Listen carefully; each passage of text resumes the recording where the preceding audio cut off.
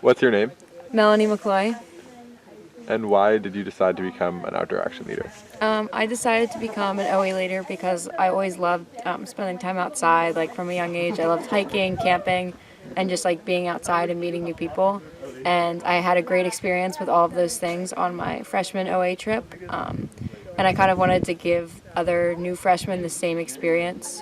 OA is great for just having fun, meeting new people, and also like preparing for your first year at Princeton.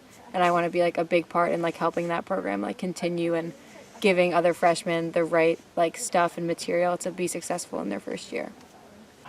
Could you introduce yourself? Yeah, so my name's Rebecca. I'm a freshman and I'm undecided in my major right now, but thinking about the Woodrow Wilson School. And why did you decide to become an OA leader?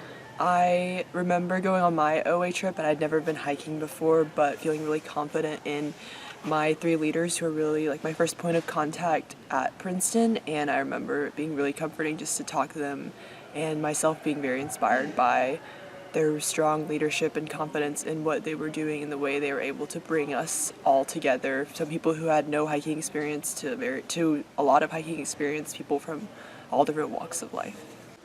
What's your name? My name is David Weisberg. And why did you decide you wanted to become an outdoor action leader?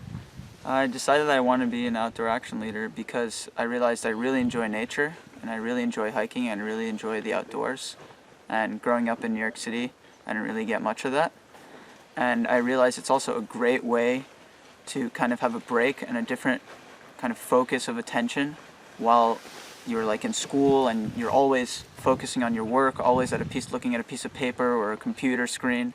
And it's a good like switch of focusing attention, and I think it would be a great way to expose other people to that and show them it's a great way to relax and a great way and healthy way to enjoy yourself. What's your name? Shalaka.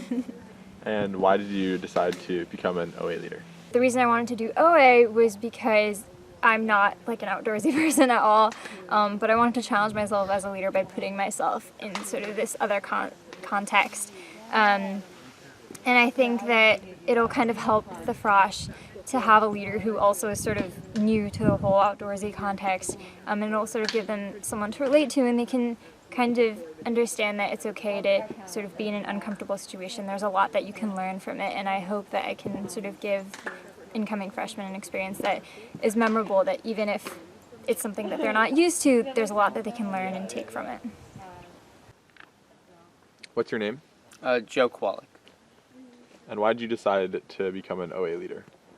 I wanted to be an OA leader because as a freshman, the orientation program was very unique, and I found it to be a great way to introduce myself to college while also getting to know a great group of friends that I'm still in contact with, and just having fun in an environment that wasn't as stressful as college, and like having leaders that allowed me to like squash a lot of my fears about what the college process will be like in a relaxed environment and like this awesome place outside.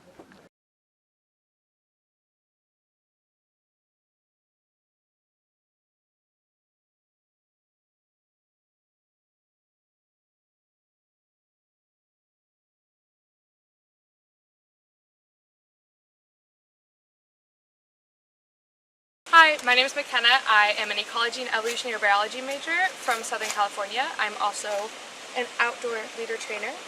I love OA because although the memories of hiking through the woods and singing songs at the top of our lungs are fantastic and certainly will last me a lifetime, what really has impacted me is OA's emphasis on creating a culture that is driven by growth, and that is a trait that carries with me as a peer, as a friend, as a sister, as a daughter, and something that I know will continue to follow me for the rest of my life. And so I'm forever grateful for OA to just helping me understand what it means to be growth-minded and intentional in all of my actions and words.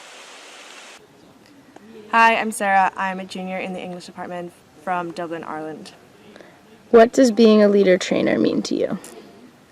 I wanted to become a leader trainer because when I first joined the OA community my freshman year, when I first became a leader, I felt like it was the first time, a really unique opportunity for a program to really invest in me as a leader and invest in my personal development. And the most direct form of that for me came through my own leader trainers. So for me, becoming a leader trainer was about giving back to the same community that I felt had really pushed me and helped me grow in a really safe and caring environment. What's your name? I'm Eddie Lee. Why did you want to become a leader trainer? Yeah, I really enjoyed going on my LTT. I feel like the experience and leading the OA trips was like a way for me to learn more about like leading groups of people, becoming more comfortable in like larger group settings. And I felt like of all the extracurriculars I've done in Princeton, OA has definitely been one of the most rewarding and one of the ones where I've definitely like grown the most, both like technical skill wise, but also like more as a person and learned more about myself.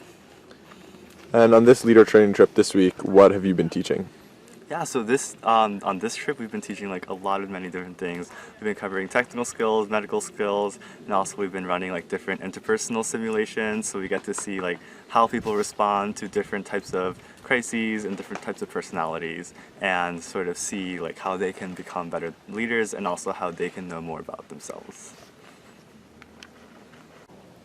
Hi, I'm Addie. I am a senior in the sociology department, originally from Providence, Rhode Island. What does being a leader trainer mean to you? So I joined the OA community my freshman year and became a leader at the end of my freshman year and led my first trip sophomore year.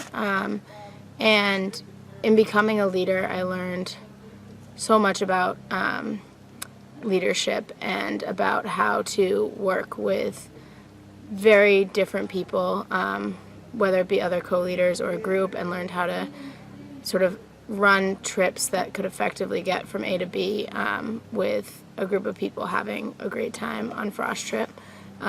And those experiences were also a time where I received a lot of feedback in an environment where I felt very comfortable being myself, but was also always pushed to grow.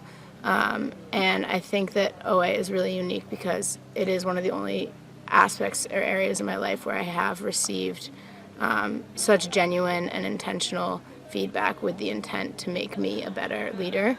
And then becoming a leader trainer was a little bit different because as leader trainer, you are not just tasked with leading Frosh on an orientation trip, but actually teaching the leaders, or the future leaders, how to lead their Frosh trips. And so you enter into much more of a teaching leadership role, and you have to be a lot more removed. And I'm naturally someone who likes to sort of jump in and show people how to do things and have a naturally directive leadership style.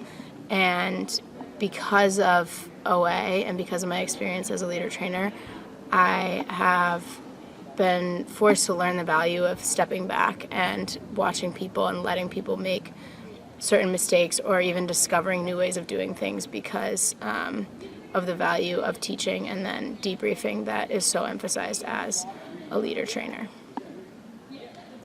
And what did you learn about leadership from this leader training trip? I think I've learned a lot about how to not just be the best leader myself, but how to work with and bring out the best in the people who I've been that we've been working to train this week. And so especially when working with leaders who may have very different leadership styles from myself, I've learned a lot about how to adapt and harness those skills, even though they might not be my skills, and not try, and the balance between not trying to mold leaders to become you, but recognizing that they need to develop into the best versions of their own leadership.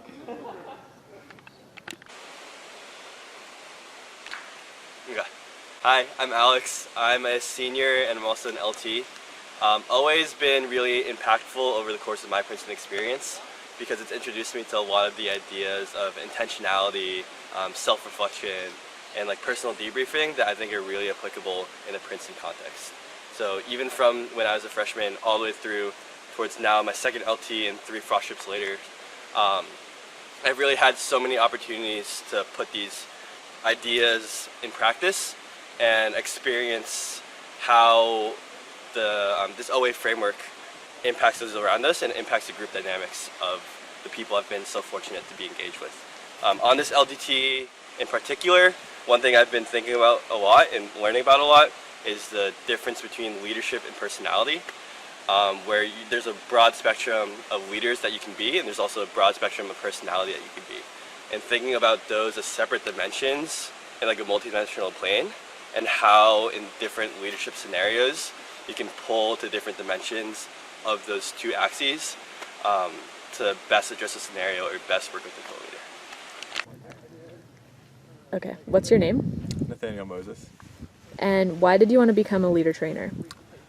So I really enjoyed leading my first two OA trips. I think after the second OA trip, I realized that more and more I was becoming very interested in the co-leader team and how a leader becomes someone who fits into the larger picture of the Frost trip, and just what are those skills that go into that. And on a broader level, I think I wanted to give back to the program and to help shape the next cohort of leaders that would go and just do this very pivotal task of leading the incoming class into their first year at Princeton.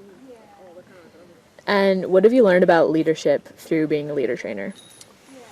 So I think this week on my first leader training trip that I'm leading now, I've just done a lot of thinking about how, like, the different ways to help a trainee figure out their own leadership style and kind of come into their own in terms of how they go through a complicated medical situation or interpersonal leadership situation.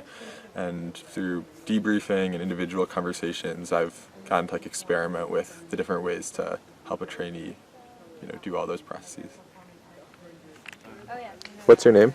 I'm Caroline Castleman. And why did you decide you wanted to become a leader trainer?